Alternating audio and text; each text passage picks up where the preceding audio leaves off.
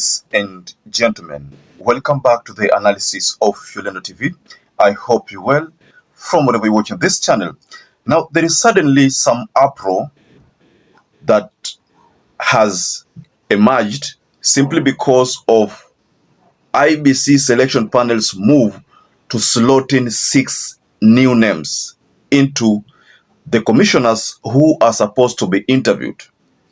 Now, amongst these names which have been slotted in, one lawyer by the name lawyer KATWA KIGEN.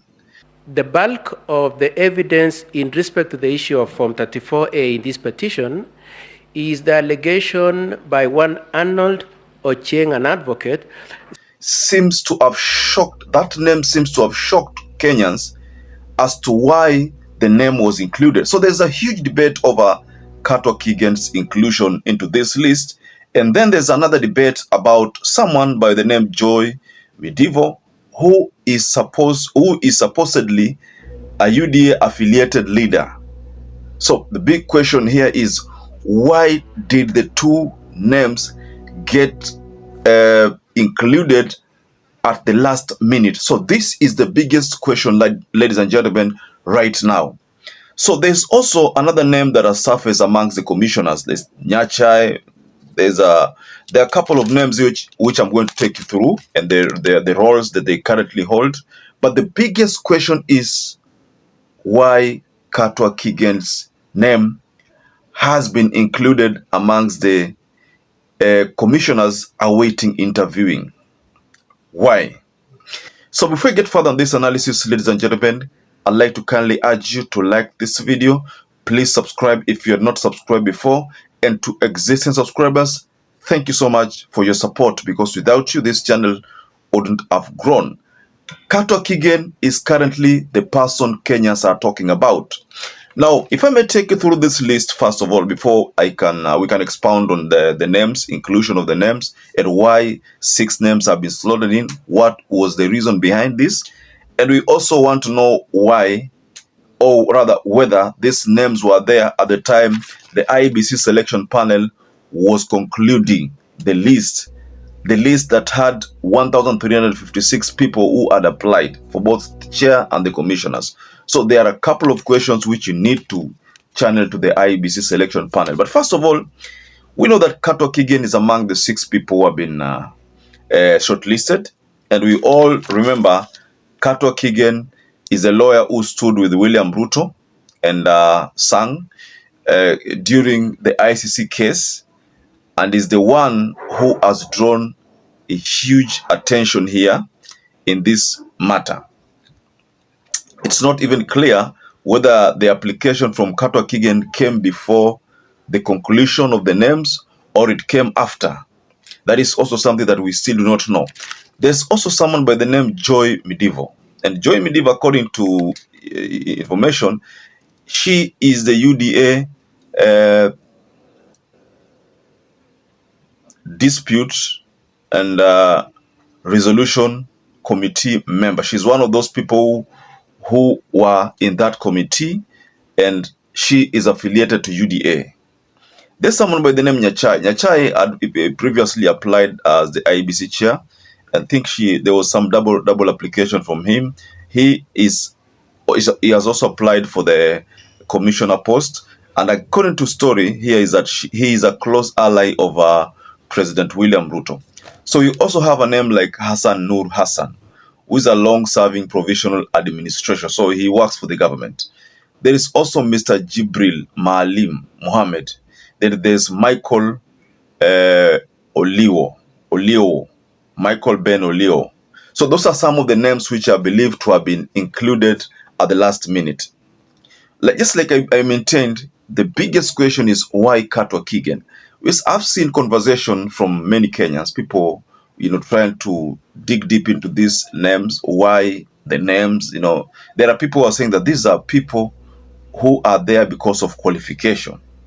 I've stripped on a conversation in a certain bunge yesterday when this matter had surfaced about, there was already information, that was at night at around 8, you know, this bunge za mtaani sometimes wanna hold these meetings zao usiku. So I dropped there, and the conversation was about KATWA KIGEN. Now, we all know that the window for submitting applications had elapsed by March 25th, you know, and at the time this was happening, 1,356 people had applied for both IEBC chair and commissioner. So of the list, the chair, 37 people had applied for the chair, and we remember the shortlisted ones were 11, and then the members, 1,319 had applied as members of the IEBC commissioners. You see, this process of the interview was to take place for at least 40 days. That is a maximum of 40 days, according to the plan. And biggest question that is still lingering in people's mind, KATWA KIGEN. You know, these people, many Kenyans have linked the inclusion of these names to a possible vote manipulation. I don't know whether you also side with that reality, but if it's issue of qualification, the shortlisted members, they meet the qualifications. But Kenyans are concerned that there will be biasness. You know, based on the history of IEBC, ever since Isaac Aisan's tenure, IEBC has been rocked by many controversies, and many people have been saying that they are pro-government, except for the 2022, whereby IEBC did not do as per the government. But you see, we can still say that it was as per the government because Ruto was in the government, Uhuru was in the government, Raila was not in the government. So we can as well say that it is still pro-government. See, that is the mindset in so many people's mind. I'm not trying to say that KATWA KIGEN is not qualified. He is qualified. In fact, he is someone ambao amesoma kabisa na akona huge experience. But the concern from many Kenyans is, je, KATWA KIGEN atatimiza matakwa ya Wakenya, ama KATWA KIGEN ataegemea ule mrengo wa rais? Kwa sababu rais ni mwandani wake sana wa muda mwingi kulingana ile historia yao wawili wa ICC. So je, KATWA KIGEN ataheshimu uamuzi wa Wakenya? You see, the opposition led by Martha Karua and Kalonzo Musyoka and Eugene Omalo included have voiced the opposition about this sudden inclusion of 6 names. Hawa watu wa sita, inaonekana kwamba out of our watu wa sita, the government or rather IEBC selection panel is targeting some people here.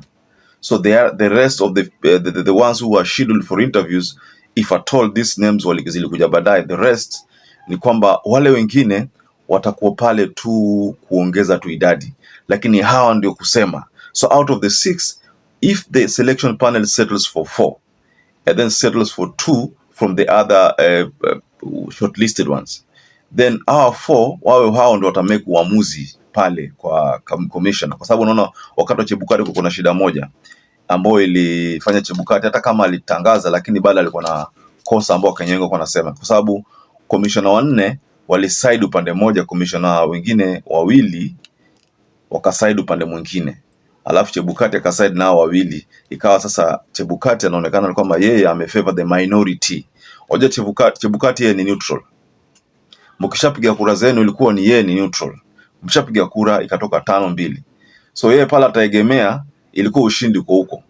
Lakini unapata kwamba kwa hii alipoegemea kwa upande wa watu 2, wakawa watu 3 sasa.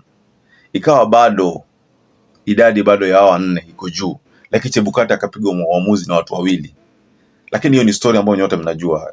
Kenyans are aware about that history.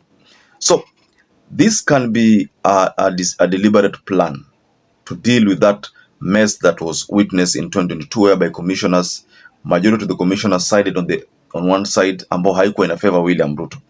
What if the plan is to have those majority side with him?